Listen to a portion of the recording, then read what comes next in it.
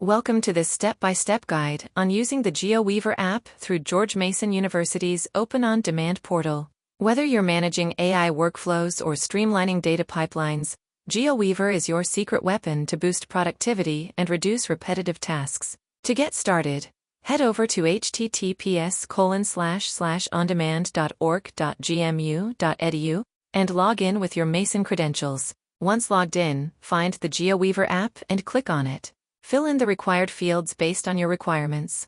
For example, node type, AMD partition, interactive.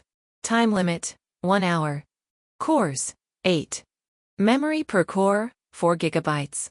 Then, click Launch. Wait for the status to change to running, and click Connect to GeoWeaver when the button appears. GeoWeaver will open in a new tab. If this is your first time using GeoWeaver, you'll need to set a password. Go back to the dashboard, hover over Clusters, and select Hopper Shell Access. Once the terminal opens, type source_geo_n/bin/activate. GW reset_password. Now type your password and re-enter your password.